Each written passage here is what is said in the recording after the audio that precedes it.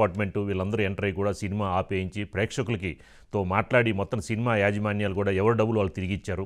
మరి దీనికి సంబంధించి కూడా ఇంతకుముందు కూడా మరి యాత్ర వ్యూహం దీనికి సంబంధించిన ఏదైతే ఇటు అపోజిషన్ వాళ్ళు వ్యూహం సినిమా రిలీజ్ అవ్వకుండా ఎలాంటి ప్రయత్నాలు చేశారో అలాగే రాజధాని ఫైల్స్లో ఇప్పుడున్న గవర్నమెంట్కి వ్యతిరేకంగా తీశారు అన్న అంశాన్ని బేస్ చేసుకొని వైసీపీకి సంబంధించిన ఎమ్మెల్సీ లేళ్ల అప్పిరెడ్డి కేసు వేయడం, దానికి సంబంధించిన రాజధాని ఫైల్స్ మరి దాని మీద స్టే ఇవ్వడం హైకోర్టులో, దానికి సంబంధించిన ఆ వెంటనే సినిమాను ఆపేయడం, దీని మీద ప్రేక్షకుల నుంచి కూడా వ్యతిరేకత రావడంతో మొత్తానికి ఈరోజు కోర్టు దీనికి సంబంధించి లేదు అని చెప్పి గ్రీన్ సిగ్నల్ ఇవ్వడంతో మొత్తానికి రాజధాని ఫైల్స్ ఈ రోజు నుంచి మొత్తానికి మళ్ళీ తిరిగి ప్రసారం అవడం జరుగుతుంది.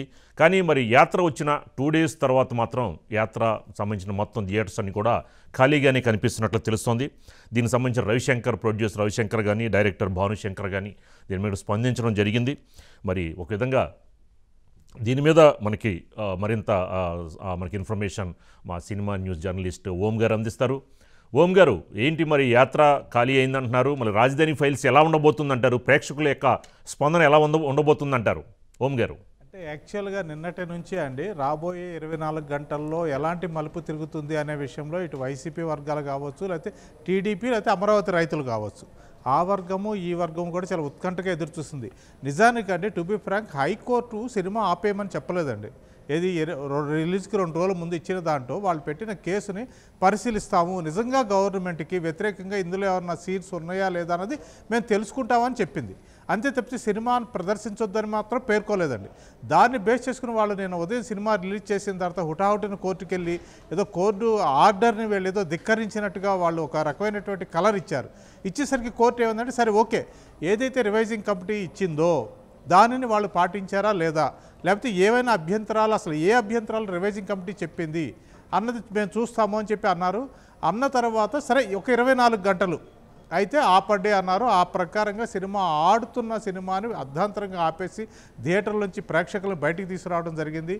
ఈ తతంగం అంతా అయిన తర్వాత ప్రొడ్యూసర్స్ కానీ దర్శకులు కానీ అండి చాలా ఆవేదన వ్యక్తం చేశారు. అంటే మేము కోర్టును ధిక్కరించింది లేదు, కోర్టు ఏమి సినిమా ఆపేయమని లేదు ఫస్ట్ ఇచ్చిన ఆర్డర్లో, అలాంటి టైంలో ఇలాంటి పని ఎందుకు చేస్తున్నారని చెప్పి వాళ్ళు ఆవేదన వ్యక్తం చేశారు.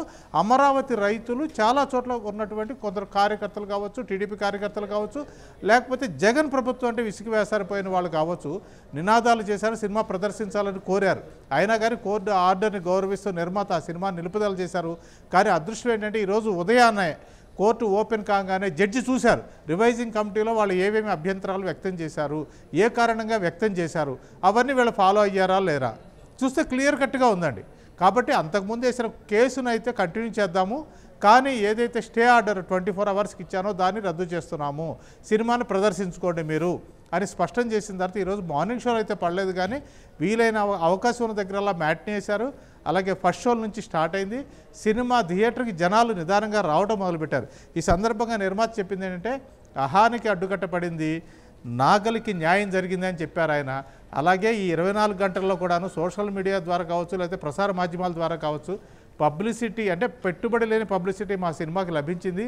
కాబట్టి ఆ రకంగా కూడా సినిమా కాస్త జనానికి ఎక్కువ రీచ్ అయ్యే ఆస్కారం ఉంది అని చెప్పేసి ప్రొడ్యూసర్ డైరెక్టర్ చెప్పారు రాజు గారు.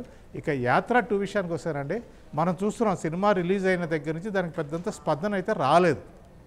కానీ అధికార పార్టీ దాన్ని ఓన్ చేసుకుంటూ మనకేదో మైలేజీ వస్తుందనే భావంతో ఆ పార్టీ కార్యకర్తలకు ఆ సినిమా చూపించమని కోరింది. అలాగే ప్రజలకు ఉచితంగా చూపించే ఏర్పాట్లు చేసింది.